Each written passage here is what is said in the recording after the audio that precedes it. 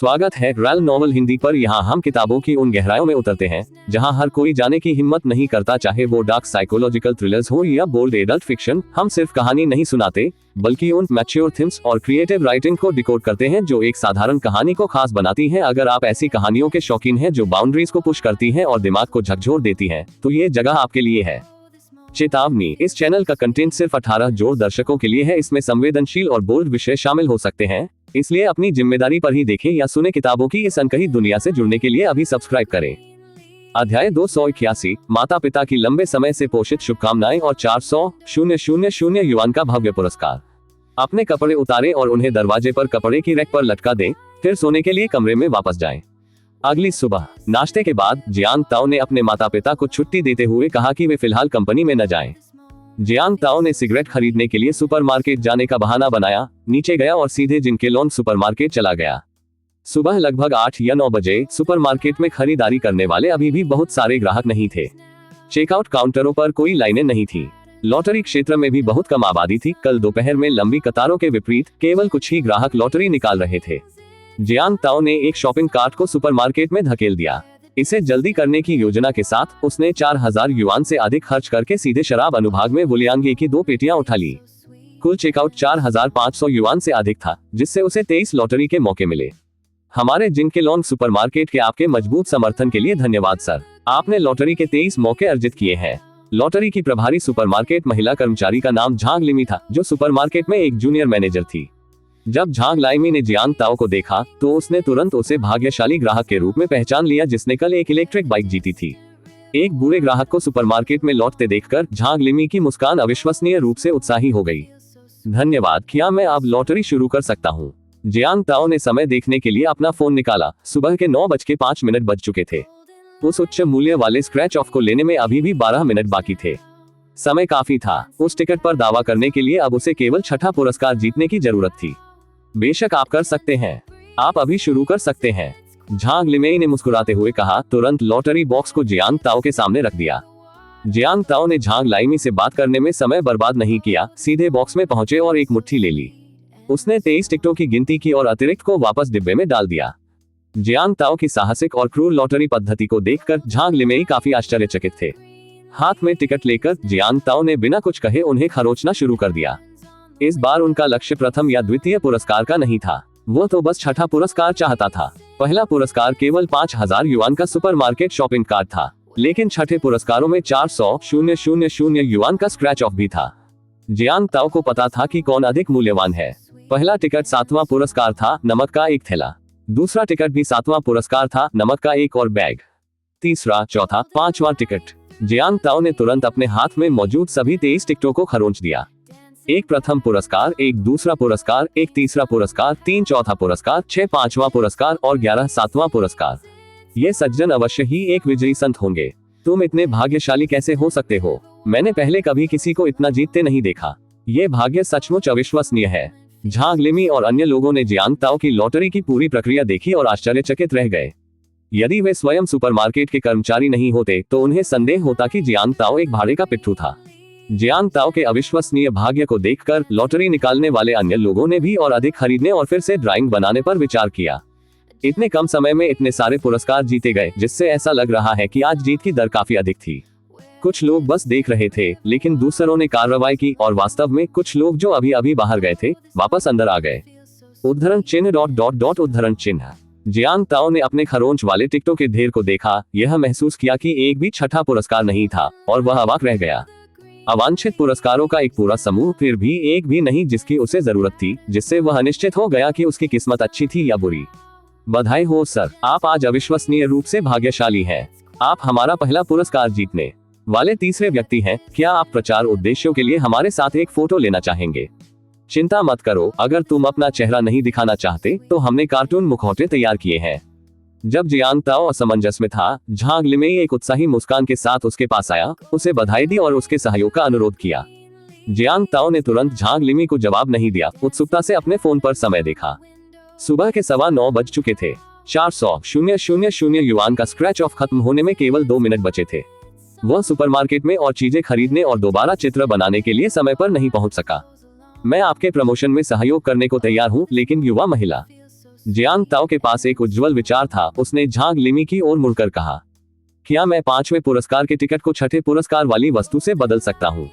मुझे scratch of खेलना पसंद है और मुझे लगता है कि मैं आज काफी भाग्यशाली हूँ। जियांग ताओ का कारण ठोस था। उसने आज सुबह पहले ही कई पुरस्कार जीते थे और उपस्थित सभी लोग देख सकते थे कि आज उसकी किस्मत अच्छी थी। निस्संदेह तुमसे हो सकता है। झांग लिमेई तुरंत सहमत हो गए। आप निम्न स्तरीय पुरस्कार टिकट को उच्च स्तरीय पुरस्कार से नहीं बदल सकते, लेकिन निचले स्तर के पुरस्कार के लिए उच्च स्तर के टिकट का आदान प्रदान करना कोई समस्या नहीं थी, जितना आप चाहें। जियांग ताओ ने जो 5वां पुरस्कार जीता वह 30 युआन के आटे के बैग या 30 युआन मूल्य के चावल के समान मूल्य के बीच एक विकल्प था। 6ठा पुरस्कार सिर्फ 10 युआन का स्क्रैच ऑफ था, इसलिए जितना वह चाहता था उतने का आदान प्रदान करना ठीक था। नौजवान, मैं तुम्हारे साथ आदान प्रदान करूंगा, ये कैसा रहेगा? अचानक एक मोटी महिला कैनवास शॉपिंग बैग पकड़े हुए जियांग ताओ के पास आए और कुछ बदलना चाहती थी। उसने हाल ही में 6ठे पुरस्कार का टिकट खरीदा था और व्यापार करने के लिए उत्सुक थी। हम विनिमय कर सकते हैं, है ना? जियांग ताओ ने पुष्टि करने के लिए झांग लिमी की ओर देखा। इससे पहले कि झांग लाइमी जवाब दे पाती, महिला ने कहा, बेशक, बिल्कुल। टिकट बदलने वाले ग्राहकों के खिलाफ कोई नियम नहीं है। युवा महिला, क्या आप सहमत नहीं है? अध्याय 282, माता पिता की लंबे समय से प्रतीक्षित इच्छा और 400,000 का भव्य पुरस्कार। Triple combo. इसके बारे में कोई विशेष नियम नहीं है। झांग लिमेई इतनी छोटी सी बात पर बुढ़िया के साथ बहस नहीं करना चाहती थी, इसलिए उसे अपनी आंखें बंद करनी पड़ी। यहाँ जाओ, जवान आदमी, क्या तुम 6ठा पुरस्कार नहीं चाहते थे? मुझे आशा है कि आपको एक बड़ा पुरस्कार मिलेगा, बुढ़िया ने उत्सुकता से कहा और अपना लॉटरी टिकट जियांग ताओ को सौंप दिया, जिसका उद्देश्य उसे अपने 5वें पुरस्कार टिकट के बदले देना था। आपके शुभकामनाओं वाले शब्दों के लिए धन्यवाद। केवल 1 मिनट शेष रहने पर जियांग ताओ ने बुढ़िया के साथ आगे बहस करने की जहमत नहीं उठाई और पुरस्कार विनिमय क्षेत्र में जाने से पहले तुरंत उसके साथ टिकट बदल लिए। 6ठे पुरस्कार मोचन क्षेत्र में एक मेज पर 1 दर्जन से अधिक विभिन्न प्रकार के स्क्रैच ऑफ टिकट थे, जिनकी कीमत 10 युआन थी। समय समाप्त होने के साथ जियांग ताओ ने बुढ़िया से प्राप्त 6ठा पुरस्कार टिकट साइट पर मौजूद कर्मचारियों को सौंप दिया और तेजी से अपने लक्ष्य स्क्रैच ऑफ टिकट की खोज शुरू कर दी। जल्द ही जियांग ताओ को ढेर के बीच गहरे सुनहरे प्रकाश से चमकता हुआ एक स्क्रैच ऑफ टिकट मिला और उसने उसे तुरंत पकड़ लिया। अरे दोस्त, मैं भी एक लूंगा। जैसे ही जियांग ताओ ने बड़े पुरस्कार वाले स्क्रैच ऑफ टिकट को फाड़ दिया, एक मध्यम आयु वर्ग के व्यक्ति ने उसके हाथ से ढेर ले लिया। उस आदमी ने उसी स्थान से एक टिकट फाड़ दिया जहां से जियांग ताओ ने एक टिकट निकाला था। यह देखकर जियांग ताओ चौंक गया। समय ठीक सुबह 9:17 बजे था। यदि उसने हस्तक्षेप नहीं किया होता तो यह 400,000 युआन जीतने वाला स्क्रैच ऑफ टिकट शायद इस अजनबी के पास चला गया होता। अरे, यह आप हैं, मास्टर झाओ। जियांग ताओ ने जितना अधिक उस व्यक्ति को देखा, वह उतना ही अधिक परिचित लग रहा था। अचानक उसे एहसास हुआ कि यह छोटे व्यवसाय का मालिक झाओ हू था, जिसने अपने परिवार के बाजार स्टॉल का नवीनीकरण किया था। बॉस जियांग, यह आप ही हैं। मुझे लगा कि आप परिचित लग रहे हैं, लेकिन आपको पहचानने की हिम्मत नहीं हुई। ये वास्तव में आप ही हैं। झाओ हू ने भी जियांग ताओ को पहचान लिया और मुस्कुराते हुए उनका गर्मजोशी से स्वागत किया। जियांग ताओ ने मुस्कुराते हुए पूछा, स्टॉल के नवीनीकरण की प्रगति कैसी है? झाओ हू ने दिल से हंसते हुए कहा, मेरा अनुमान है कि यह आज दोपहर लगभग 3 बजे तक हो जाएगा। आप तब इसका निरीक्षण करने आ सकते हैं। ठीक है, धन्यवाद बॉस झाओ। यदि भविष्य में कोई और काम हो तो आइए फिर से साथ मिलकर काम करें। निश्चित बात। मैं बॉस जियांग के व्यापार में समृद्धि की कामना करता हूँ। जियांग ताओ के साथ बातचीत करते समय झाओ हू ने अपने नाखून का उपयोग करके उसके स्क्रैच ऑफ टिकट की कोटिंग को खरोंच दिया, जिससे कोई पुरस्कार नहीं मिला, जिसे उसने लापरवाही से त्याग दिया। बॉस जियांग, आप ध्यान रखें। मैं यहाँ कुछ खरीदने आया हूँ और फिर काम पर वापस जाऊंगा। ठीक है, ध्यान रखना मास्टर झाओ। ध्यान आकर्षित करने से बचने के लिए जियांग ताओ ने अपने लॉटरी टिकट को मौके पर ही नहीं खरोचा, बल्कि इसे लापरवाही से अपनी जेब में रख लिया। सुपरमार्केट के आयोजन नियम काफी शिथिल थे, बिना किसी सख्त सीमा के। जो ग्राहक 6ठा पुरस्कार स्क्रैच ऑफ जीतते हैं वे इसे साइट पर स्क्रैच कर सकते हैं या इसे घर ले जा सकते हैं और इसे निजी तौर पर स्क्रैच कर सकते हैं। यह उन पर निर्भर है और सुपरमार्केट हस्तक्षेप नहीं करेगा। बाद में झांग लिमी के मार्गदर्शन में जियांग ताओ ने अपने शेष पुरस्कार एकत्र किए। 5,000 युआन का सुपरमार्केट शॉपिंग कार्ड और एक इलेक्ट्रिक बाइक की कीमत लगभग 3,000 युआन है। वह कल ही एक जीत चुका था और घर पर और अधिक होना अनावश्यक था। जियांग ताओ को झांग लाइमी से 80% छूट के साथ सीधे 2,400 युआन नकद मिले। फिर तीसरे, चौथे, 5वें और 7वें पुरस्कार थे। प्रारंभ में जियांग ताओ की शॉपिंग कार्ट में शराब की केवल 2 पेटियां थी, लेकिन अब ये जैकपॉट मारते हुए पुरस्कारों से भर गई थी। उसकी किस्मत सचमुच असाधारण थी। रिवर स्टोन का मूल्य भी लगातार बढ़ रहा था। पुरस्कारों का आदान प्रदान करने के बाद जियांग ताओ ने झांग लाइमी, अन्य सुपरमार्केट कर्मचारियों और लगभग 1 दर्जन ग्राहकों की ईर्ष्यालु निगाहों के नीचे अपनी गाड़ी को धकेलते हुए सुपरमार्केट छोड़ दिया। एक बार बाहर जाने पर उसने शॉपिंग कार्ट से सब कुछ अपनी मर्सिडीज GLS की डिक्की में लोड करने के लिए आगे पीछे 3 यात्राएं की। पहले खाली ट्रंक, जहां एक व्यक्ति लेट सकता था, अब जियांग ताओ द्वारा खरीदी गई शराब की 2 पेटियों और उसके द्वारा जीते गए सभी पुरस्कारों से भरा हुआ था। जियांग ताओ ने आज पट्टे पर लिए गए ग्रीन हाउस में न जाने और खुद को 1 दिन की छुट्टी देने की योजना बनाने का फैसला किया। दोपहर में उसने जूली को ओल्ड सन की यात्रा पर ले जाने की योजना बनाई, ये देखने के लिए कि क्या कोई अंतिम शब्द थे। अंगूठी अंगूठी। जैसे ही जियांग ताओ गहरी सोच में डूबा हुआ था और बिना सीट बेल्ट बांधे कार में बैठा था, उसकी जेब से उसका फोन बज उठा। उसने अपना फोन निकाला और देखा कि कॉलर आईडी पर लिखा था थर्ड ब्रदर। जियांग ताओ ने कॉल का उत्तर देने के लिए अपनी उंगली घुमाई। अरे दूसरे भाई, क्या समय हो गया है और तुम अभी तक मुझे लेने नहीं आए? सुनो, मेरे पास तुम्हारे लिए एक बड़ी खबर है। जैसे ही कॉल कनेक्ट हुई, दूसरी ओर से जियांग बिंग की उत्साहित आवाज आई। कौन सी बड़ी खबर? जियांग ताओ ने अपनी जेब से एक सिगरेट निकाली, उसे जलाया और उत्सुकता से देखा। दरअसल जब उसने थर्ड ब्रदर का कॉल देखा तो उसे पहले से ही अंदाजा हो गया था कि यह क्या हो सकता है। भाई टोनगजी की जानकारी के अनुसार ब्लूबेरी बोनसाई बाजार के बारे में खबरें आ रही थी। दूसरी ओर जियांग बिंग ने उत्साहपूर्वक कहा, दूसरे भाई, आज के ट्रेंडिंग विषयों की जांच करें और आपको पता चल जाएगा। जियांग ताओ हंसे, मैं नहीं बताऊंगा। क्या आप मुझे बताएंगे या मुझे फोन रख देना चाहिए? ठीक है, मैं तुम्हें बताता हूँ। तुम कुछ और हो। हमारे ब्लूबेरी बोनसाई ने इसे ट्रेंडिंग सूची में बनाया है और इसने वांग फैंग को भी पीछे छोड़ दिया, जिन्होंने कल रात वीबो पर एक नए एल्बम की घोषणा की जो ट्रेंडिंग सूची में शीर्ष पर पहुंच गया। दूसरे भाई, क्या आप जानते हैं कि हमने कल रात कितने की बिक्री की? आप अनुमान नहीं लगा सकते? आप बिल्कुल नहीं कर सकते। दूसरे छोर पर जियांग बिंग अधिक से अधिक उत्साहित हो रही थी।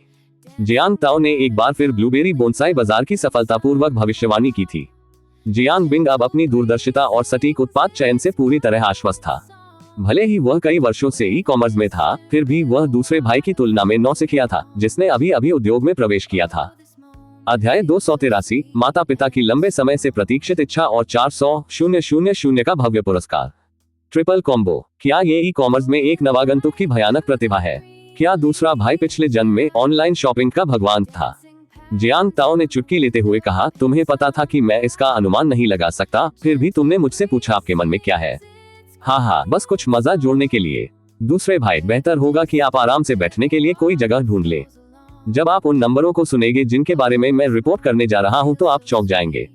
जियांग ताओ ने थोड़ा अधीर होकर कहा, ठीक है, जल्दी करो और इसकी घोषणा करो। मेरे पास तुम्हारे साथ खिलवाड़ करने का समय नहीं है। ये खिलवाड़ कैसे हो सकता है? ये हमारा करियर है। यदि आप यह नहीं कहेंगे तो मैं फोन रख दूंगा। ठीक है, मैं कहूंगा।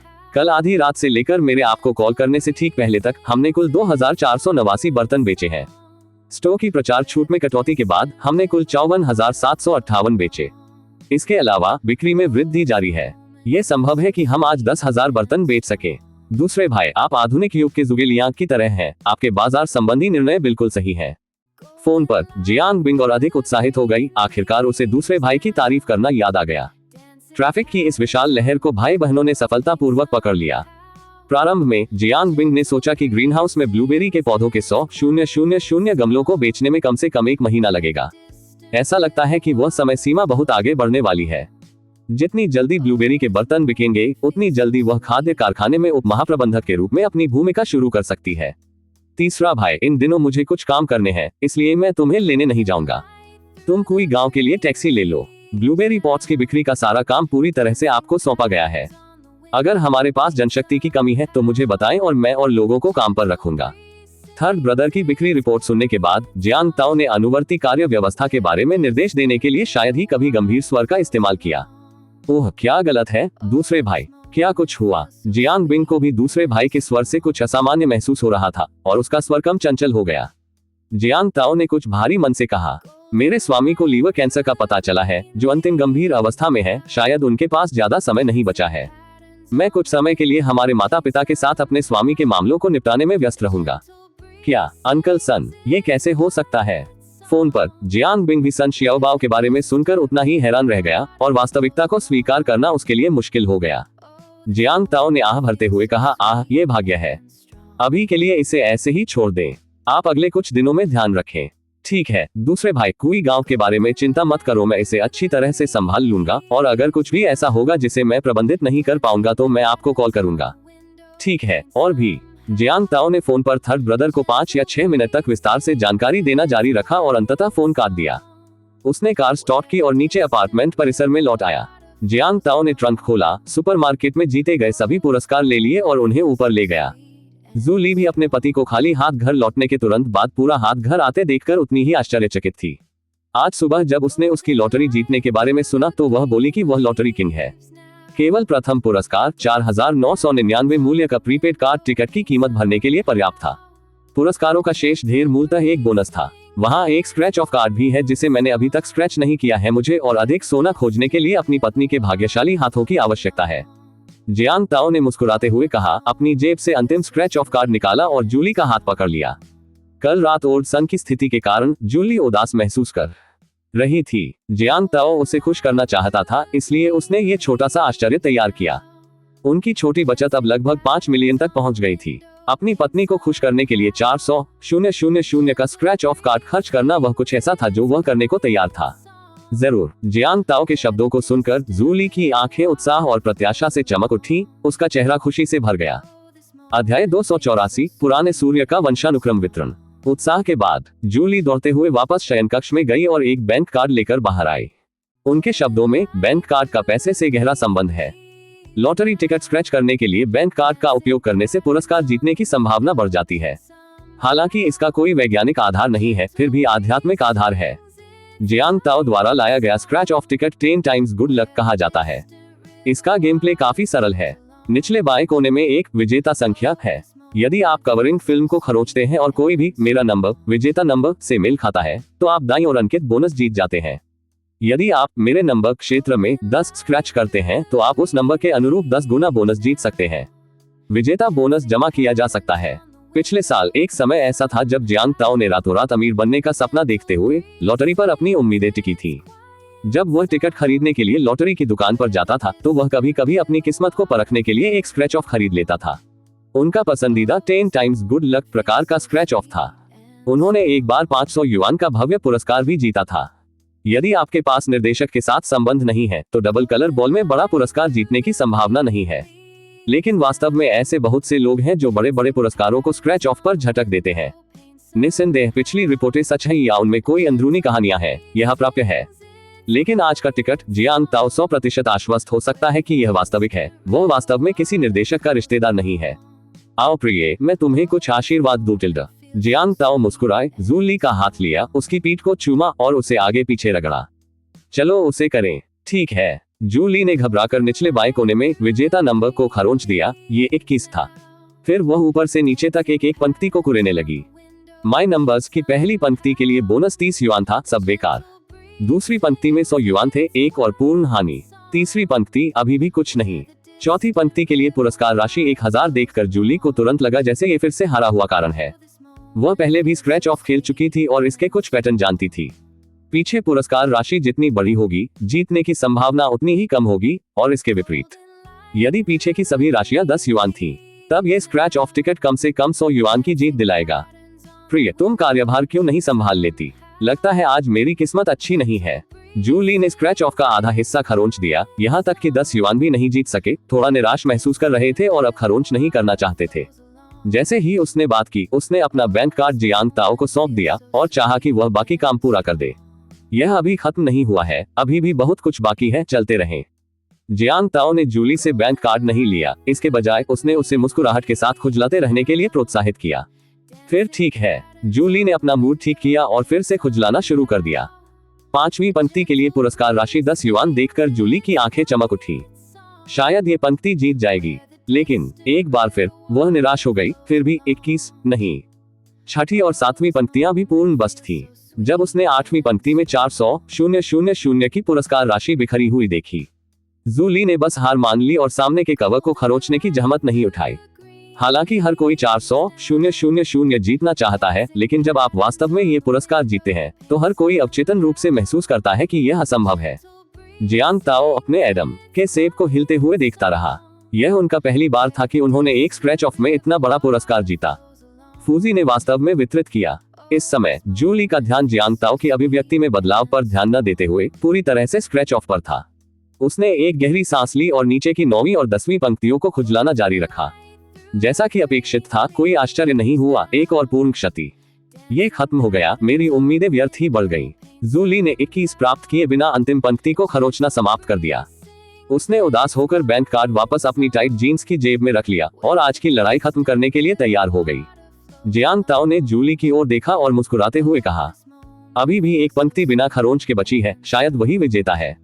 प्रिय, तुम सचमुच बड़े सपने देखते हो। हम उन 400,000 के बारे में बात कर रहे हैं। जूली जियांग ताओ की बातों पर हंसी। उसकी निराशा तुरंत गायब हो गई और राहत महसूस की। वैसे भी यह सिर्फ 10 युआन का स्क्रैच ऑफ है। भले ही उसने एक पैसा भी नहीं जीता, यह सिर्फ 10 युआन का नुकसान था। इतनी छोटी सी बात पर परेशान होना उचित नहीं है। सपने देखने में क्या बुराई है, आप इसे यूं ही फेंक नहीं सकते। माफ करने से बेहतर सुरक्षित। अगर यह जीत गया तो क्या होगा? जियांग ताओ ने अपने हाथ में मौजूद खरोंच को देखा, जो गहरी सुनहरी रोशनी से चमक रहा था। उसकी निगाहें उत्सुकता से बढ़ रही थी। सच है, तो फिर तुम इसे खुजाओ। जूली ने अपना बैंक कार्ड जियांग ताओ को सौंपते हुए कहा, आइए इसे एक साथ खंगालें, अपनी किस्मत को मिलाएं। जियांग ताओ ने बैंक कार्ड लेने के लिए हाथ नहीं बढ़ाया, बल्कि सीधे उसका पतला गोरा हाथ पकड़ लिया। जैसे ही जियांग ताओ ने उसका हाथ पकड़ा, जूली ने उसकी ओर देखा। उसकी मुस्कान और भी शानदार और सुंदर थी। हाँ ठीक है। जूली ने हंसते हुए सिर हिलाया और दोनों सामने से खुजलाने लगे। निकाला गया पहला नंबर 23 था। कोई मेल नहीं। अरे नहीं, बस छूट गया। अगर ये 2 कम होते तो हम अमीर होते। 23 और 21 के बीच अंतर छोटा है, फिर भी अंतर बहुत बड़ा है। एक पल के पछतावे के बाद जूली ने आगे भी कुरेना जारी रखा। जल्द ही दूसरे से आखिरी नंबर को भी हटा दिया गया। 21 नंबर को खंगाला हुआ देखकर जूली हौंफने लगी। उसकी आंखें चौड़ी हो गईं। आड़ू के फूल की आंखें अविश्वास से भरी थी। उसने अपना मुंह अपने हाथ से ढक लिया था। प्रिय, हमने सचमुच जैकपॉट हासिल कर लिया है। हे भगवान, क्या मैं सपना देख रहा हूँ? जूली ने अपनी आंखें बंद की, उन्हें जोर से मसला और फिर से खोला। अध्याय 285, पुराने सूर्य का वंशानुक्रम वितरण। सपना नहीं देख रहा, सचमुच जीत गया। और यह 400,000 है। आम लोग 10 वर्षों में इतना पैसा बचाने में सक्षम नहीं हो सकते हैं। फिर भी मैंने इसे इतनी आसानी से सुलझा लिया। उत्साह, रोमांच, आनंद। इस समय ऐसा शब्द ढूंढना कठिन है जो जूली की मनोदशा का सटीक वर्णन करता हो। मेरी पत्नी सबसे अच्छी है। ये किस्मत तो बेजोड़ है। हालांकि जियांग ताओ को लंबे समय से साजिश के बारे में पता था, फिर भी उन्होंने बहुत आश्चर्यचकित अभिव्यक्ति देकर सहयोग किया। ये हे भगवान, क्या मैंने ये सही देखा? जूली ने अपनी आंखें फिर से मली और उन्हें फिर से खोला। उसकी नजर विजेता नंबर, मेरा नंबर और पुरस्कार राशि के बीच आगे पीछे घूम रही थी। हम जीत गए। हम सचमुच जीत गए। प्रिय, हम सचमुच जीत गए। 400,000। बार बार पुष्टि करने के बाद जूली ने जियांग ताओ के सिर को गले लगाया और उसे खूब चूमा। शांत होने और सामान्य स्थिति में लौटने से पहले जूली काफी देर तक उत्साहित रही। जियांग ताओ ने सुझाव दिया, आज सुबह कुछ और नहीं होने वाला है। हम इसे सुरक्षित करने के लिए पुरस्कार को भुना क्यों नहीं लेते? हाँ, हाथ में पैसा होने से मुझे आराम महसूस होता है। जूली भी मुस्कुराए और जियांग ताओ के सुझाव से सहमति में सिर हिलाया। दोनों तुरंत सहमत हो गए और विजेता स्क्रैच कार्ड के साथ तुरंत नीचे चले गए। वे सीधे बीजिंग में लॉटरी पुरस्कार मोचन केंद्र पहुंचे। रास्ते में जूली अविश्वसनीय रूप से खुश होकर अपनी खुशी के बारे में बातें करती रही। सुबह 10:46 बजे जियांग ताओ और जूली बीजिंग में लॉटरी मोचन केंद्र पहुंचे। दोनों ने बेसबॉल कैप, धूप का चश्मा और मास्क पहने थे, जैसे बाहर जाते समय पूरी तरह से हथियारों से लैस मशहूर हस्तियां। कर्मचारियों के मार्गदर्शन में उन्होंने पुरस्कार मोचन सफलतापूर्वक पूरा किया। उन्होंने मौके पर ही 20% अप्रत्याशित कर का भुगतान किया और कर पश्चात 320,000 का पुरस्कार प्राप्त किया। पुरस्कार वापस लेने के बाद कार में वापस जूली ने उत्साहपूर्वक जियांग ताओ की गर्दन को फिर से गले लगाया और उसके चेहरे पर चुंबन की बौछार कर दी। प्रिय, तुम अद्भुत हो। केवल एक दिन में हमने 320,000 कमाए। अगर हर दिन आज जैसा होता तो हम वह बड़ा विला जल्दी खरीद सकते थे। तुम्हारे पास काफी कल्पना शक्ति है, लेकिन ऐसी चीजें हमारे साथ कितनी बार घटित हो सकती है? जियांग ताओ ने उसे हंसते हुए चिढ़ाते हुए कार स्टार्ट की। हनी, क्या आपको लगता है कि इसका हमारे लकी स्टोन से कुछ लेना देना है? जूली ने अपनी नेकलाइन से लकी स्टोन निकाला और जितना अधिक उसने इसे देखा उतना ही उसे यह पसंद आया। इसमें बहुत कुछ होना चाहिए। मैंने तुमसे कहा था, हमारा लकी स्टोन बहुत प्रभावी है। हाँ, मुझे विश्वास है। नए साल के बाद हमारे परिवार का भाग्य अद्भुत रहा है। जूली को अब लकी स्टोन के प्रभाव की सामान्य समझ हो गई थी और उसने इसकी असाधारण प्रकृति को महसूस किया था। पुरस्कार भुनाने के बाद जब वे बाईगेजुंग जिले में लौटे तो दोपहर हो चुकी थी। उसके माता पिता ओल्ड सन जाने के बाद से वापस नहीं आए थे। जूली ने मूल रूप से घर पर कुछ तैयार करने की योजना बनाई थी। जियांग ताओ ने केवल टेकआउट का आदेश देने का सुझाव दिया, यह अनुमान लगाते हुए कि उनके माता पिता ने भी खाना नहीं खाया था। दोनों घर भी नहीं लौटे, सीधे बिल्डिंग 79 पहुंचे और ओल्ड सन का दरवाजा खटखटाया। प्रारंभ में जियांग ताओ ने सोचा कि आसन अलविदा के सामने घर का माहौल बहुत निराशाजनक होगा, लेकिन प्रवेश करने पर उन्होंने ओल्ड सन को अपने माता पिता के साथ खुशी से बातें करते हुए पाया। सभी मुस्कुरा रहे थे। प्रशिक्षु लिली, तुम यहाँ हो, आओ और बैठो। जियांग ताओ और जूली को देखकर सन शियाओबाओ की मुस्कान नर्म हो गई। मालिक, मास्टर सन। जियांग ताओ और जूली ने बिस्तर के पास दो पुराने ऊंचे स्टूल पर बैठने से पहले सन शियाओबाओ का अभिवादन किया। कुछ बातचीत के बाद जियांग ताओ द्वारा ऑर्डर किया गया टेकआउट आ गया। वे सरल और स्वास्थ्यप्रद घर में बने व्यंजन और चावल थे। उन्हें ओल्ड सन को संरक्षित अंडे और लीन मीट कॉन्जी का एक हिस्सा और एक स्टीम्ड बास भी मिला। अंतिम चरण के लीवर कैंसर और शरीर में महत्वपूर्ण कमी के कारण उन्हें अधिक गुणवत्ता वाले प्रोटीन की आवश्यकता थी। उसके माता पिता भी सुबह ढेर सारे पोषण और प्रोटीन पाउडर खरीदने के लिए सुपरमार्केट गए। जब लॉटरी ड्रॉ की बात आई तो उनकी किस्मत जियांग ताओ से बहुत दूर थी, केवल नमक के कुछ बैग ही निकले। दोपहर के भोजन के बाद उन्होंने थोड़ी देर और इंतजार किया। दोपहर के करीब 2 बजे घर में आए 2 नए मेहमान। उनमें से एक बीजिंग जिकियान लॉ फर्म का एक वकील था जिसका नाम झांग यिंगजी था, और उसी लॉ फर्म से लियू कियाओ नाम की 30 साल की एक महिला गवाह के रूप में वहां मौजूद थी। एक सप्ताह पहले झांग यिंगजी ने सन जियाओबाओ की वसीयत का कमीशन प्राप्त किया और उनकी वसीयत को अंतिम रूप देने, संपत्ति वितरण को पूरा करने में सहायता की। जियांग ताओ और अन्य लोगों को घर के अंदर देखकर झांग यिंगजी और लियू कियाओ ईर्ष्या महसूस करने से खुद को नहीं रोक सके। कोई रक्त संबंध न होने के बावजूद वे ग्राहक की भारी विरासत प्राप्त कर सकते थे। ये परिवार कितना भाग्यशाली है। ये व्यवहारिक रूप से अप्रत्याशित लाभ है। सन जियाओबाओ की बाई गेजुंग न्यू विलेज डिस्ट्रिक्ट में कुल 5 संपत्तियां थीं। वह वर्तमान में जिस घर में रहता था वह सबसे बड़ा था, 120 वर्ग मीटर का दक्षिण उत्तर मुखी लेआउट। एक अन्य पड़ोसी भवन 78 की 15वीं मंजिल पर था, जिसकी माप 110 वर्ग मीटर थी। बिल्डिंग 103 में फर्श पर एक दूसरे के बगल की 3 इकाइयां 100 वर्ग मीटर की थी और प्रत्येक में 3 शयन कक्ष थे। कुल मिलाकर 530 वर्ग मीटर के संयुक्त क्षेत्रफल वाली 5 संपत्तियां। सन जियाओबाओ ने वह इकाई जिसमें वह वर्तमान में रहते थे और बिल्डिंग 78 में 2 यूनिट जियांग वेन और तियान जियाओमी को दे दी। बिल्डिंग 103 में 3 इकाइयां जियांग ताओ के 3 लोगों के परिवार को दी गईं। उन्होंने बचत में 1.32 मिलियन आवंटित किए, जिससे जियांग ताओ और उनकी पत्नी को 1 मिलियन मिले। शेष 1.32 मिलियन जियांग वेन और तियान शियाओमी को दिए गए। सन शियाओबाओ की कार्रवाई से जियांग ताओ के परिवार को कुछ हद तक नुकसान हुआ। बीजिंग में 530 वर्ग मीटर की संपत्ति के साथ साथ 1.32 मिलियन नकद भी। कुल मूल्य लगभग 30 मिलियन है। ओल्ड सन, यह उदार उपहार बहुत ज्यादा है, हम संभवतः इसे स्वीकार नहीं कर सकते। अध्याय 286, पुराने सूर्य का वंशानुक्रम वितरण। जियांग वेन ने सुन जियाओबाओ का हाथ पकड़ लिया। आसमान से गिरी इस भारी हवा से थोड़ा चक्कर आ रहा था। आज से पहले जियांग वेन ग्रामीण इलाकों का एक साधारण बूढ़ा व्यक्ति था।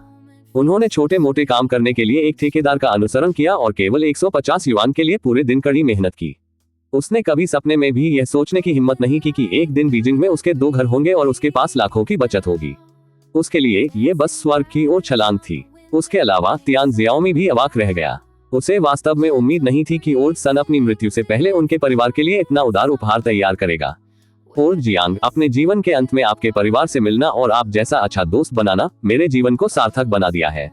आपको मेरे साथ विनम्र होने की जरूरत नहीं है। ये चीजें आप न तो अपने साथ ले जा सकते हैं जब आप पैदा होते हैं और न ही जब आप मरते हैं।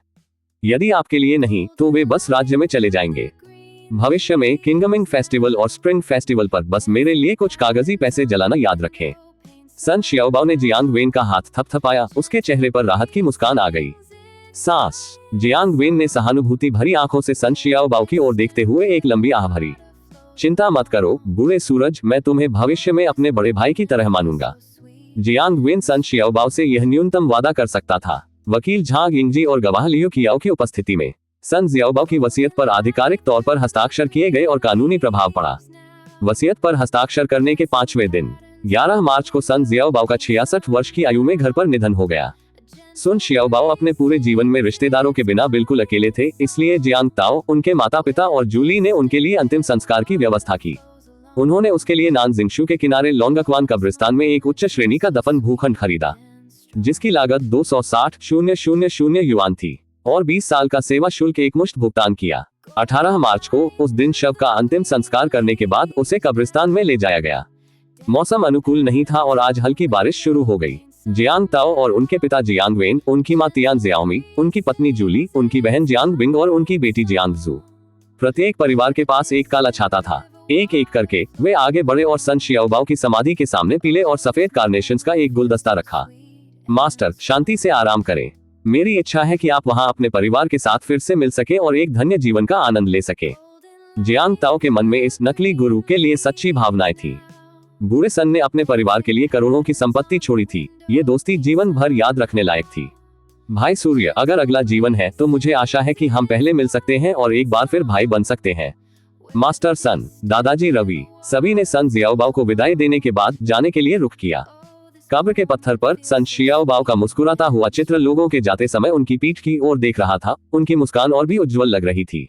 आखिरकार उनके जीवन की पटकथा खत्म हो गई। कुछ दिनों की उदासी के बाद जियांग ताओ का परिवार धीरे धीरे दुख से उभरा और अपने सामान्य काम और जीवन में लौट आया। डू एनन द्वारा अपने संपर्कों को बताने के बाद जियांग फूड कंपनी का ट्रेडमार्क आधिकारिक तौर पर पंजीकृत हो गया और कंपनी की सभी प्रक्रियाएं पूरी हो गईं।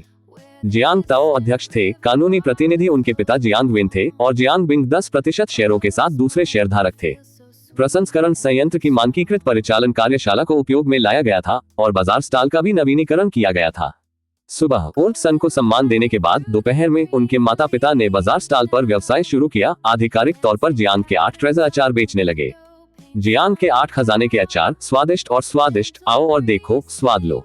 बाजार में जियांग के 8 ट्रेजर अचार स्टॉल के सामने एक छोटी सी मेज पर एक स्पीकर लगा हुआ था। उसमें से जूली की स्पष्ट और सुखद आवाज निकलती रही। मेज पर एक बड़ी प्लेट थी जिसमें नमूने के तौर पर जियांग के 8 खजाने वाले अचार की एक प्लेट रखी हुई थी जो पारदर्शी कांच के गुंबद से ढकी हुई थी। ये 8 खजाने वाले अचार बहुत अच्छे लगते हैं, काफी स्वादिष्ट।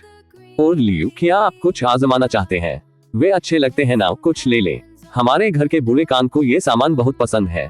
2 चाचियां जो एक साथ खरीदारी कर रही थी, उन्होंने मिनी डाइनिंग टेबल पर जियांग के 8 खजाने वाले अचार का प्रदर्शन देखा और एक साथ दुकान में चली गईं। हालांकि अंदर आते ही जब उन्होंने दीवार पर मूल्य सूची देखी तो ऐसा लगा जैसे वे गलत जगह आ गए हो। बिना एक शब्द बोले वे मुड़े और चले गए। हे भगवान, एक 8 खजाने वाले अचार की कीमत 99 है। ये दिन के उजाले में डकैती है। वह आपको सीधे तौर पर लूट सकता है, लेकिन वह आपको 8 खजाने वाले अचार का 1 पाउंड देता है। बहुत महंगा। उन्हें लगता है कि वे लियू बीजू है। इतनी साहसी कीमत। जब दोनों चाचियां चली गईं, तब भी वे बुदा रही थी और मन ही मन शिकायत कर रही थी, जिससे जियांग वेन और तियान जियाओमी थोड़ी शर्मिंदगी के साथ एक दूसरे को देख रहे थे। आज दोपहर, केवल एक दोपहर के भीतर उन्होंने जियांग के 8 ट्रेजर अचार की कीमत के बारे में पहले से ही बहुत सारी शिकायतें सुनी थी। वे दोनों जानते थे कि मौजूदा कीमत वास्तव में बहुत अधिक है, लेकिन जिसने भी इसे आजमाया वह निश्चित रूप से इसे इसके लायक समझेगा। क्या करें, बच्चे के पिता, ऐसा लगता है कि ग्राहक वास्तव में हमारी कीमत स्वीकार नहीं कर सकते। ये देखते हुए कि दोपहर ढलती जा रही थी और दुकान ने अभी तक कोई बिक्री नहीं की थी, तियान शियाओमी के चेहरे पर चिंता का भाव झलक रहा था। जियांग के 8 ट्रेजर अचार के लिए प्रति पाउंड 99 युआन की बिक्री कीमत का वास्तव में एक मजबूत निवारक प्रभाव था। धीमे चलें, लोगों को इस कीमत को स्वीकार करने के लिए समय चाहिए। आप हमारे 8 खजाने के अचार की गुणवत्ता जानते हैं। ये लियू बिजू से बेहतर है और हर पैसे के लायक है। भले ही बिक्री अभी तक नहीं बढ़ी है, हम कीमत कम नहीं कर सकते। हालांकि जियांग वेन को थोड़ी हार महसूस हुई, लेकिन उन्हें जियांग के 8 खजाने के अचार की गुणवत्ता पर पूरा भरोसा था। पूरा परिवार लगभग आधे महीने से जियांग के 8 खजाने वाले अचार का आनंद ले रहा था। इसे हर दिन नाश्ते, दोपहर के भोजन और रात के खाने में खा रहा था। अध्याय 287, पुराने सूर्य का वंशानुक्रम वितरण। इसे दिन में 3 बार खाने से आप कभी नहीं थकते। ये स्वादिष्ट 8 खजाना अचार, जिसने भी इसे चखा है वह निश्चित रूप से प्यार में पड़ जाएगा और जियांग के 8 खजाना अचार का एक वफादार ग्राहक बन जाएगा। शाम 6 बजे तक दुकान अभी भी सुनसान थी और एक भी बिक्री नहीं हुई थी। बूढ़े जियांग और उसकी पत्नी के पास बंद करने और कल फिर से प्रयास करने के अलावा कोई विकल्प नहीं था। बाजार बाय गेजून जिले से केवल 2 या 300 मीटर की दूरी पर है। दंपति ने बाजार से आज रात के स्टर फ्राई के लिए आवश्यक सामग्री भी खरीदी। जब वे घर पहुंचे तब सिर्फ 6:30 बजे थे और जियांग ताओ और जियांग बिंग भी एक के बाद एक काम से वापस आ गए। शाम 7:30 बजे तक एक शानदार रात्रिभोज मेज पर था। अजवाइन, ब्रेस्ड झींगे, टमाटर ब्रेस्ड बीफ, साथ ही मछली के स्वाद वाला कटा हुआ सुअर का मांस के साथ तले हुए सूखे टोफू। बेशक जियांग के 8 खजाने वाले अचार, जो अब पुराने जियांग परिवार के किसी भी भोजन के लिए जरूरी हैं, भी मेज पर थे। चाहे वह नूडल्स, चावल या मंटो हो, कोई भी मुख्य भोजन 8 खजाने के अचार के साथ पूरी तरह मेल खाता है।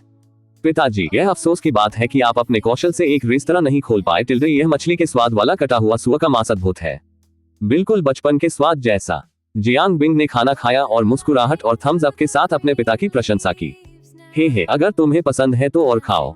जियांग वेन मुस्कुराया, सभी को उसके खाना पकाने का आनंद लेते हुए देखकर निपुण महसूस किया। अनजाने में जियांग ताओ को अपने पिता के बारे में पहले मिली कुछ जानकारी के बारे में याद आया।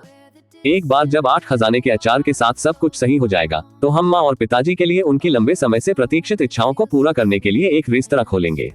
जियांग ताओ ने खाना खाते समय अपने पिता के लिए एक रेस्तरां स्थापित करने के बारे में सोचा। वैसे पिताजी, क्या आप और माँ आज दोपहर 8 खजाना अचार बेचने के लिए बाजार नहीं गए थे? बिक्री कैसे हुई? जियांग बिंग ने अचार वाले खीरे का एक टुकड़ा लेते हुए लापरवाही से पूछा। ओह, अपनी बेटी का सवाल सुनकर जियांग वेन का चेहरा थोड़ा लाल हो गया। वह काफी शर्मिंदा महसूस कर रहे थे। पूरी दोपहर में 1 पाउंड भी न बेचना थोड़ा अजीब था। हमने आज दोपहर कोई बिक्री नहीं की। ग्राहकों ने हमारी कीमतें देखी और भाग गए। क्या हमें कोई और रास्ता सोचना चाहिए? तियान जियाओमी को बिल्कुल भी शर्मिंदगी महसूस नहीं हुई। वे सभी यहाँ उसके बेटे और परिवार थे। परिस्थिति तो जैसी है वैसी ही है, इसमें छिपाने या शर्मिंदा होने की कोई बात नहीं है। आप क्या सोचते हैं तीसरे भाई? जियांग ताओ ने जियांग बिंग की ओर देखा, उसकी राय मांगी। ठीक है, इसे हल किया जा सकता है। जियांग बिंग को एक विचार आया और उसने कहा, हम सबसे पहले हर किसी को इसे मुफ्त में आजमाने दे सकते हैं। जो कोई भी हमारे 8 खजाने वाले अचारों का स्वाद चखेगा वह निश्चित रूप से और अधिक के लिए वापस आएगा। खरीदने से पहले चखना एक सामान्य प्रचार रणनीति है। स्नैक्स और व्यंजन बेचने वाले कई लोग प्रतिष्ठा हासिल करने के लिए जब पहली बार खुलते हैं तो अक्सर महत्वपूर्ण प्रचार कार्यक्रम आयोजित करते हैं। उदाहरण के लिए, कुछ प्लेटफार्मों पर तली हुई चिकन टांगे पाने के लिए कुछ सेंट का भुगतान करना या भुनी हुई बतख पाने के लिए कुछ डॉलर का भुगतान करना। ऐसा लगता है जैसे व्यापारी ध्यान आकर्षित करने के लिए पैसा खो रहे हैं, लेकिन वे वास्तव में मूर्ख नहीं हैं, केवल ग्राहकों को लाभ पहुंचाने के लिए विज्ञापन बजट का उपयोग कर रहे हैं। इस तरह वे प्रचारात्मक प्रभाव प्राप्त कर सकते हैं, ग्राहकों को लाभ पहुंचा सकते हैं और अच्छी प्रतिष्ठा अर्जित कर सकते हैं। यह एक जीत जीत वाली स्थिति है। यह सरल और सीधी मार्केटिंग रणनीति जियांग के 8 ट्रेजर अचार के लिए काफी उपयुक्त है। जियांग ताओ ने तुरंत निर्णय लिया। तीसरे भाई का विचार अच्छा है, चलो कल इसे उसी तरीके से करेंगे। प्रत्येक व्यक्ति को चखने के लिए एक छोटा सा डिब्बा दें और ऐसा 3 दिनों तक करें। उसके बाद हम आधिकारिक तौर पर बिक्री शुरू कर देंगे। हमारे जियांग के 8 खजाने वाले अचार निस्संदेह बीजिंग बाजार में प्रवेश करेंगे। ये बस समय की बात है। जैसे ही जियांग ताओ ने कहा, उसने मूली का एक टुकड़ा भी उठाया और उसे खुशी से चबाने लगा। अध्याय 288, मासिक $1,00,000 की सीमा, फिलियल पेटिशन कार्ड और नदी में स्वर्ण और रजत कुल्हाड़ी।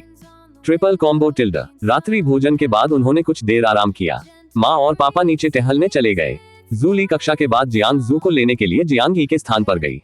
जियांग ताओ हमेशा की तरह शरीर और स्वास्थ्य को मजबूत करे ट्रेडमिल पर 1 घंटे तक दौड़े।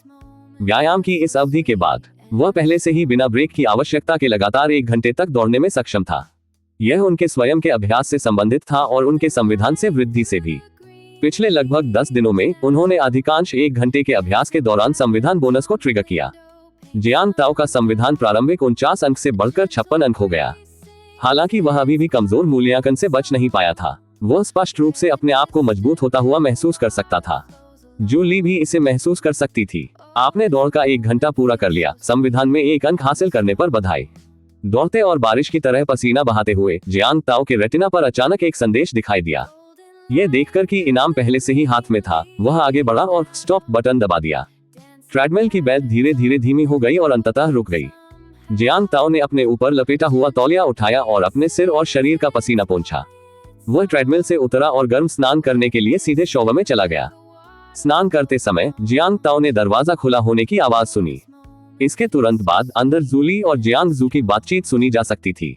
आज जियांग जू को जियांग ही अपने साथ ट्यूशन के लिए अपने घर ले गई और वहीं पर रात का खाना भी खाया। जियांग ही लगभग 10 दिनों से घर पर जियांग जू को पढ़ा रही थी। उन दोनों ने स्कूल में पूरा दिन एक साथ बिताया और स्कूल के बाद भी साथ रहे।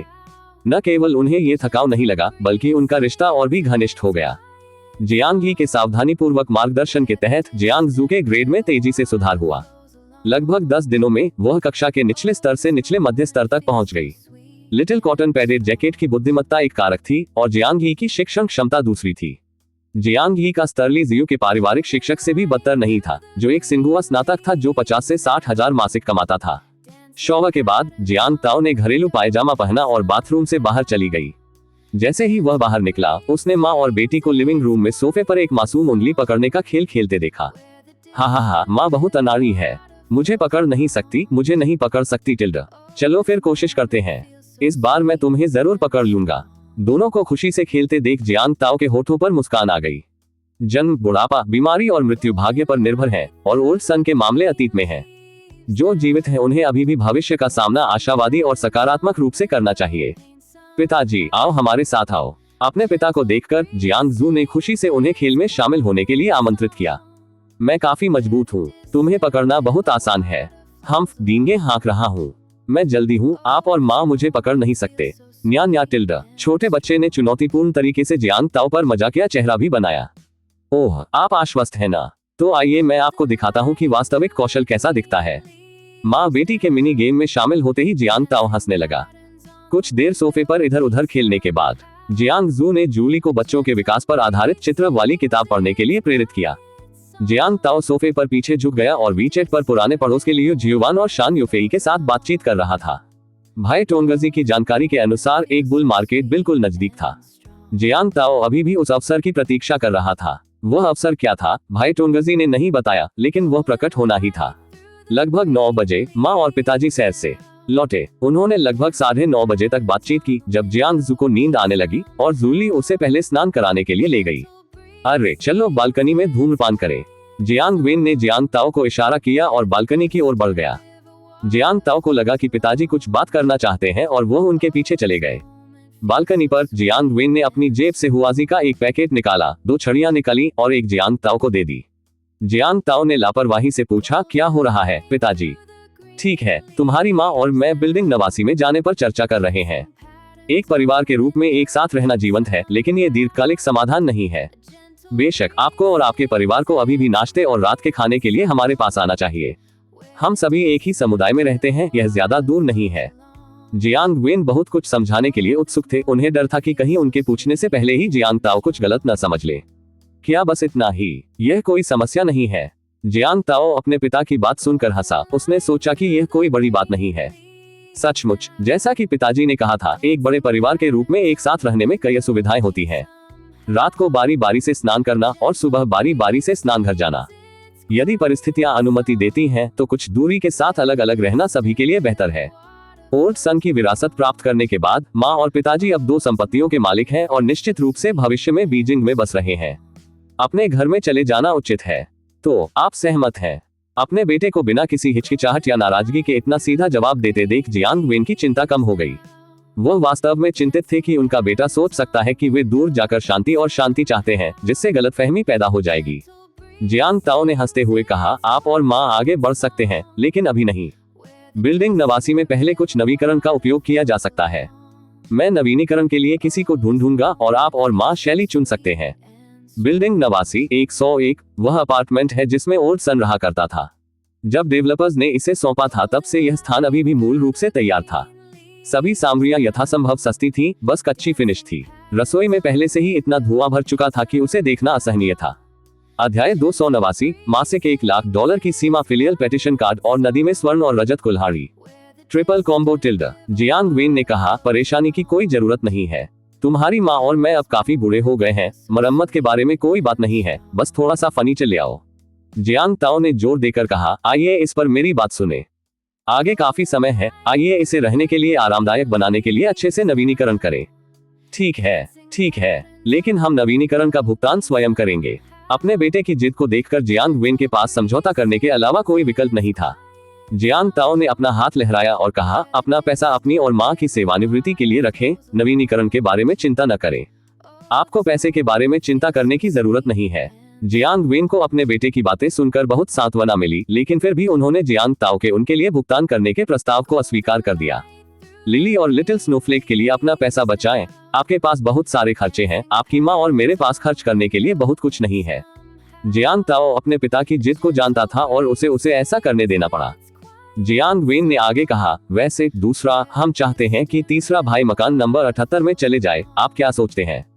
इससे पहले कि उसके पिता कोई वाक्य पूरा कर पाते, जियांग ताओ ने मुस्कुराते हुए अपनी बात कही, आप मुझसे क्यों पूछ रहे हैं? यह आपका और माँ का घर है, आप दोनों जिसे चाहे वहाँ रहने दे सकते हैं। आपको मुझे बताने की जरूरत नहीं है।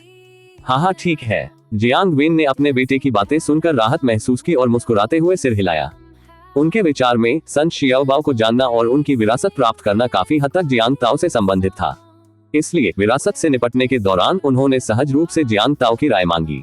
लेकिन जियांग ताओ ने स्पष्ट रूप से ऐसा नहीं सोचा था। ओल्ड सन द्वारा अपने माता पिता के लिए छोड़ी गई विरासत के प्रति उसके मन में बिल्कुल भी ईर्ष्या नहीं थी।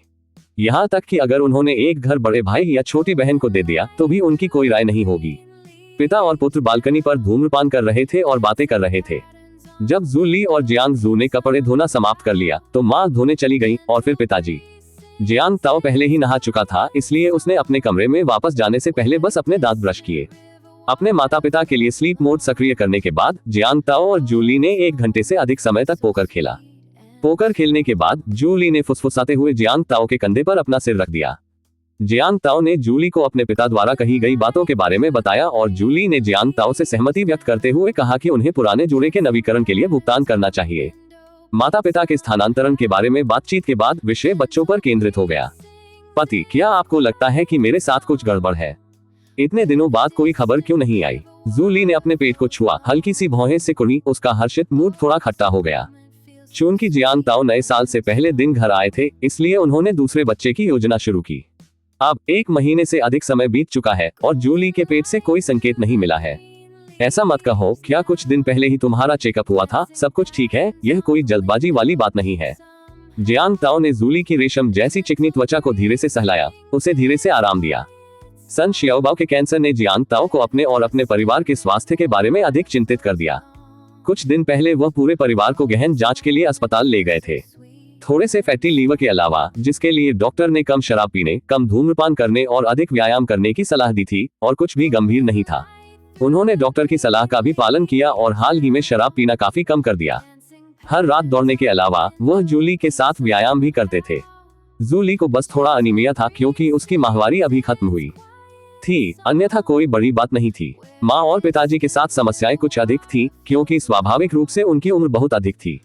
रक्तचाप, रक्त लिपिड और रक्त शर्करा थोड़ा असामान्य था। गांव में रहते हुए उन्होंने मौखिक स्वच्छता पर ज्यादा ध्यान नहीं दिया और साल में केवल कुछ ही बार ब्रश किया, जिससे दांतों की कई समस्याएं पैदा हुई। जियांग ताओ उन्हें फिलिंग और प्रत्यारोपण के लिए दंत अस्पताल ले गए और उनकी दंत समस्याओं को ठीक करने के लिए 60,000 युआन से अधिक खर्च किए। यदि ऐसा पहले होता तो वे दांतों पर इतना खर्च करने से अनिच्छुक होते। जियांग ताओ की वर्तमान वित्तीय ताकत के साथ उन्हें दर्द महसूस नहीं हुआ। उसके माता पिता अभी इतने बुरे नहीं हैं। अच्छे दांतों के बिना वे भविष्य में स्वादिष्ट भोजन का आनंद भी नहीं ले पाएंगे। क्या होगा अगर यह एक और बेटी है? ये भी बहुत अच्छा होगा। आपको बेटा पसंद है या बेटी? पति, मैं दोनों को ही प्यार करता हूँ, एक चुने। फिर मैं बच्चे की माँ को चुनता हूँ। उद्धरण चिन्ह ... उद्धरण चिन्ह। दोनों एक दूसरे के गले लग गए और इधर उधर बातें करने लगे। वे तब तक बातें करते रहे जब तक जूली को रात करीब 11:50 बजे थोड़ी नींद नहीं आ गई। तभी उन्होंने अपनी रात की बातचीत खत्म की और सोने लगे। क्या आप जूली के लिए स्लीप मोड सक्रिय करने के लिए 66 युआन खर्च करना चाहेंगे? हाँ, जियांग ताओ ने एक विचार के साथ जूली के लिए स्लीप मोड सक्रिय किया, जिससे ये सुनिश्चित हुआ कि उसे रात में अच्छी नींद मिले। इस समय बार बार प्रयोगों के माध्यम से जियांग ताओ को भी धीरे धीरे डीप स्लीप मोड में सोने का शौक हो गया। इस सहायक कौशल का नींद लाने वाला प्रभाव अद्भुत था। हर सुबह वह पूरी तरह तरोताजा महसूस करता हुआ उठता था। समग्र भावना और ऊर्जा पहले से कहीं बेहतर थी। जूली के लिए स्लीप मोड सक्रिय करने के बाद वह जल्दी ही सो गई। उसकी सांसें धीरे धीरे गहरी होती गई। कल के लिए समाचार ताजा होने में 5 मिनट बाकी थे। जियांग ताओ ने अपना फोन उठाया और कुछ देर मोमेंट्स ब्राउज किया। 5 मिनट इतनी तेजी से बीत गए जैसे कोई सफेद घोड़ा किसी दरार को पार कर जाता है। आज का इंटेलिजेंस 01। आपने कल जूली से संपर्क किया और संबंधित जानकारी प्राप्त की। जूली हमेशा अपने माता पिता को बीजिंग आने के लिए आमंत्रित करना चाहती थी, लेकिन आपकी भावनाओं के बारे में चिंतित होने के कारण उसे हार माननी पड़ी। उसे पुत्रवत धर्मपरायणता को पूरा करने में मदद करने से वैवाहिक रिश्ते में सुधार हो सकता है और पुत्रवधू धर्मपरायणता कार्ड प्राप्त हो सकता है। फिलियल पेटिशन कार्ड में प्रारंभिक राशि 100,000 युआन है। इस राशि का उपयोग प्रत्येक माह की पहली तारीख की आधी रात को माता पिता या बुजुर्गों पर खर्च करने के लिए किया जा सकता है। अध्याय 290, अध्याय 157, मासिक 100,000 कोटा फिलियल पेटिशन कार्ड और नदी में स्वर्ण और रजत अक्ष 3N-1 फिलियल पेटिशन कार्ड 100,000 की मासिक सीमा। आज ताजा जानकारी का पहला टुकड़ा देखकर जियांग ताओ अपनी आंखों में चमक आने से नहीं रोक सका। उसकी निगाहें फिलियल पेटिशन कार्ड के नोटों पर टिकी थी और बहुत देर तक बिना हिले डुले वहीं पड़ी रही। 100,000 प्रति माह यानी 1.2 मिलियन प्रति वर्ष। ये चीज कुछ सैलरी कार्ड जैसी है। कर्मचारियों को भुगतान करने के लिए केवल वेतन कार्ड का उपयोग किया जाता है। इस फिलियल पेटिशन कार्ड का उपयोग माता पिता या बड़ों के लिए खर्च करने के लिए किया जा सकता है। मूर्ख पत्नी, मुझे ये बताने में शर्मिंदा होने की क्या बात है, तुम अपने इस छोटे से सिर के साथ क्या सोच रही हो। जियांग ताओ ने जूली की ओर देखा, जिसका चेहरा शांत और संतुष्ट था, और प्यार से उसके चेहरे को छुआ। जियांग ताओ वास्तव में उतना कंजूस नहीं था जितना जूली ने सोचा था। जहां तक अतीत में उसकी सास और नंद ने उससे क्या कहा था, ये कहना कि वह बिल्कुल भी परेशान नहीं था झूठ होगा, लेकिन ये हमेशा के लिए द्वेष बनाए रखने के लिए पर्याप्त नहीं था। जियांग ताओ का दिल इतना संकीर्ण नहीं है, उसने इसे बहुत पहले ही जाने दिया था। उपन्यासों की वे कहानियां जहां नायक अमीर हो जाता है और फिर सास और नंद के सामने दिखावा करता है और उनके मुंह पर तमाचा मारता है, उसमें उसे कोई दिलचस्पी नहीं थी। उसके विचार भटक गए और वह सूचना के दूसरे भाग को देखता रहा।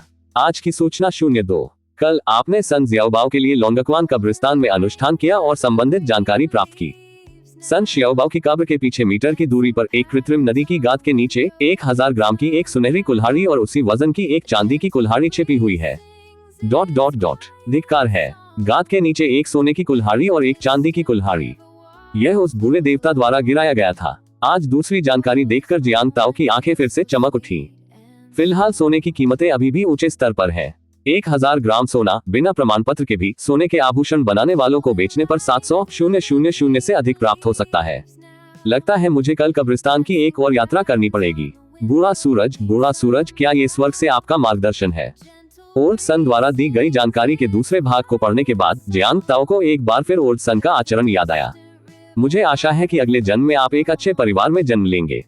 ओल्ड सन को चुपचाप आशीर्वाद देते हुए जियांग ताओ ने आज की तीसरी जानकारी देखना जारी रखा। आज की सूचना 03। कल आपने वेचेट समूह में लियू जियुआन के साथ बातचीत की और प्रासंगिक जानकारी प्राप्त की।